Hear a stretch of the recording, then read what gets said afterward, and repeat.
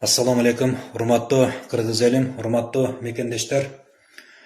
Мен биринчиден баардыгыңыздарга ден соолук, үй бүлөдөгү бактылуулук, ыйман ырыскы Кудайым ар бирибиздин ден соолугубузга берекесин берсин деген жакшы ниет каалоомду айтып өтөйүн. Мен Чүй областынан чыгып атам. Тагыраак айтканда, Чүй областы, Панфилов району, Киров айынан чыгып атам. Толук аты жөнүм Алыкулов Токказы Карыпович. Мен эч кандай саясатчы эмесмин, саясатка аралашып да көргөн киши эмесмин. Мен тарыхчы да эмесмин. Мен прокурор да эмесмин, мен тергөөчү да эмесмин. Мен жөн гана ушул Кыргыз деген элдин, Кыргыз деген мамлекеттин бир жай гана карапайым жаранымын.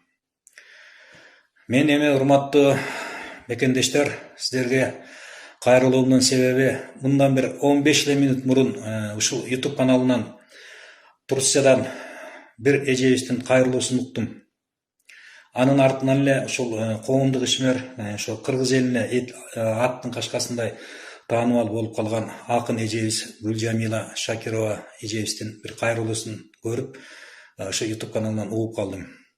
Эми ушул акын эжебиздин сөзүнөн кийин, ушул акын эжебиздин жазган ырсаттарынан кийин, ушул мамлекет башында тургандарга, атка минерлерге, коррупционерлерге, элдин эсебинен байыган олигархтарга ушул сөз жетпесе, ушул эженин жазган ырларынын мааниси жетпесе, урматтуу кыргыз элим, билбейм анда. Эмне деп айтарга да сөз жок анда.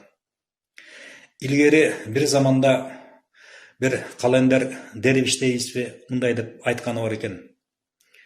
Эй эр жигит, кылчактабай түш атыңдан, өз элиңе артыкпаш болгон чакта, жалгыз жолдош кылычыңды чечип бар да, сатып алгын өлүмүңдү кам базарда сатып жатса деген экен.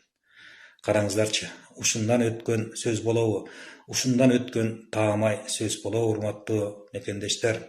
Ушул сөздөр дагы жетпесе, ушул биз шайлаган, биз ишеним көрсөткөн ушул атка минерлерге, ушул эл башындагы, өкмөт башындагы адамдарга, депутаттарыбызга, билбейм, анда сөз жок. Урматтуу мекендештер, урматтуу кыргыз элим. Менин ушул дагы бир чыгып аткан себеби, ушул акыркы мезгилдерде, демек ушул соц тармактарда, ушул элдин арасында, ушул эле YouTube каналында, ушул эле Facebook баракчаларында бир өтө талкууга түшүп, өтө бир кызуу талкууну жаратып жаткан чоң казат кыймылы тууралуу болмокчу. Мен дагы ушул Сыймык Жапыкеев деген эр азаматтын тарапташы катары, Максат Мамытканов деген эр азаматтын тарапташы катары, Канат Хасанов деген эр азаматтардын тарапташы катары мен дагы өз оюмду билдирип коеюн деп, сиздер менен, урматтуу кыргыз элим, бир иште бугуп жаткан көйгөйдү, иште бугуп жаткан бир ызалыкты, иште бир бугуп жаткан көптөн бери сыртка чыкпай турган бир ойлорумду сиздер менен тең бөлүшүп коюуну туура деп чечтим. Рахмат ушул жигиттерге, чоң рахмат. Рахматтан башка айтар сөзүбүз жок.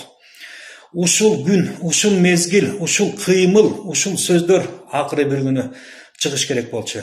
Мынакей убакыт сааты келди окшойт. Чыкты. Бар экен Кыргызда эр Манас бабасынын тукумдары. Бар экен Кыргыздын эр азаматтары. Ишиңерге ийгилик, алгалай бергиле, алга. Сиздерди бүткүл Кыргыз эли колдойт. Бүткүл Кыргыз эли артыбыздардан ээчитпеген мен ойдомун. Анткени алып барып аткан ишиңер, чындык деп күрөшүп аткан ишиңер, акыйкат деп чуркап жүргөн сөзүңөр, мунун баары чындык, мунун баары ак иш. Ак ыйлет, бирок сынбайт деген Кыргыз элинде улуу кеп бар. Урматтуу мекендештер, урматтуу кыргыз элим, келиңиздер, ушул өзүбүздөн чыгып аткан ушул эр азаматтарды колдоп алалы. Келиңиздер, ушул эр азаматтарды коргоп алалы. Булар эл деп чуркап жүрүшөт. Эл деп баштарын сайып жүрүшөт. эми ушул мезгилде, ушул убакта, ушул эр азаматтарыбызды колдой албасак, коргой албасак, анда кеч болуп калат. Кеч болуп калат. Эмне гана күндөр өтпөдү. Эки төңкөрүштү көрдүк. Эмне деген 90-дой эр азамат жаш жигиттерибизден айрылып калганбыз. Буларга жетпей койду. Жетпей колду элдин башындагыларга. Жетпей койду атка минерлерге деп. Ой, ушул урматтуу кыргыз элим, атка минерлер деген сөздү токтотолучу. Сиздерден өтүнүч, менин өзүм жеке оюм. Ушул атка минерлер деген сөздүн өзүн дегеле ушул жан дүйнөбүздөн өчүрөлүчү. Ушул атка минерлер деп атка мингисип, желкесинен көтөрүп барып, жылы орунга отургусуп, ошолорго ишеним көрсөтүп, ошолордон келечегибизди үмүттөтүп отурсак, булар атка минерлер, атка минбей эле билбейм, акыркы күндөрү булар пилге минип кетишти го. Пилге минип өз элин талап, тоноп, талкалап, жер менен жексен кылып келатат. Жер менен жексен кылып келатат. Урматтуу мекендештер. Булар атка минип алып, өз элин итке мингисти. Ит түгүл ташбакага минип калдык. Урматтуу кыргыз элим, ойгонолу. Биригели, урматтуу кыргыз элим. Биригели. Мынакей ушул эр азаматтар жанагы кыргыз элин таптаза тоноп, дегеле кыргыз элин жартысын өзүнө менчик кылып алыптыр го, жанагы Кубанычбек Жумалиев деген. Мен сизге айтып коеюн, Кубанычбек Мырзабекович.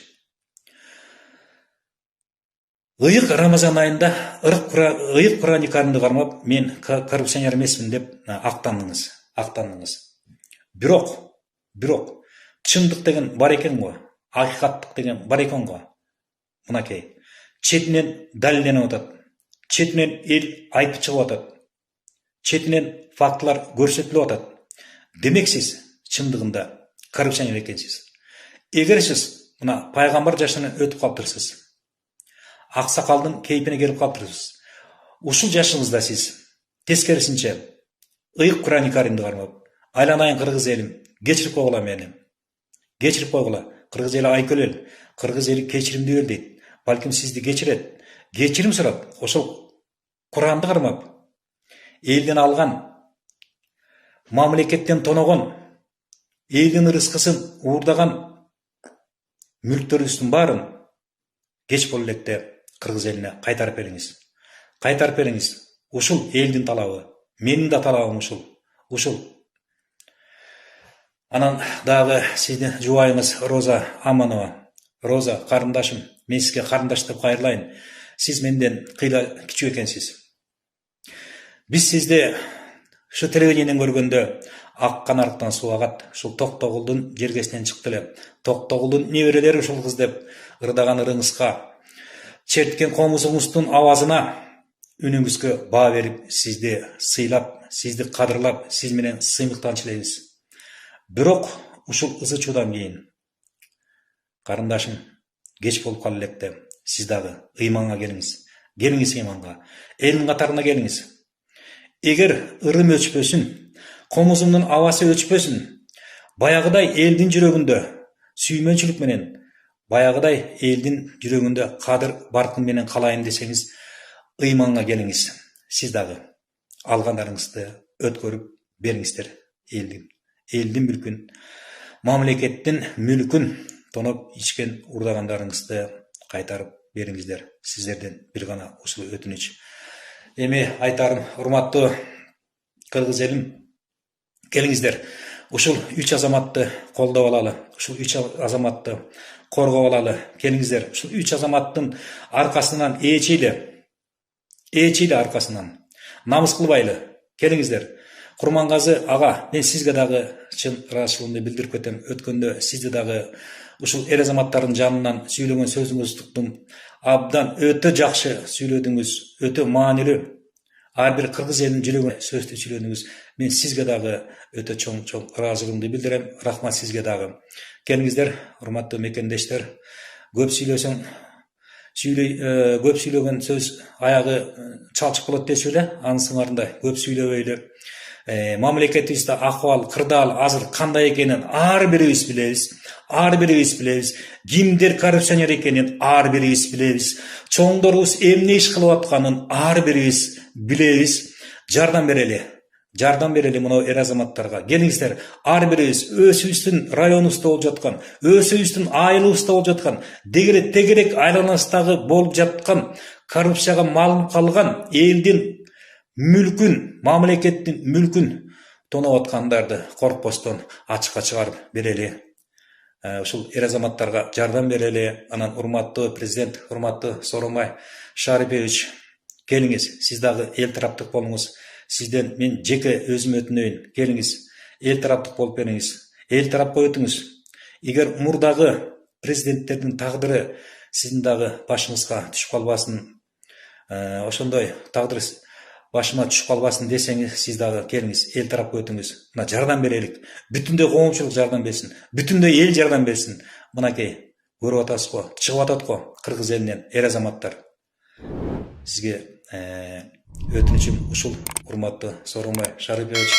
Урматтуу кыргыз элим, урматтуу агайын туугандар, урматтуу мекендештер, сак саламатта туруңуздар. Кайрадан көрүшөбүз.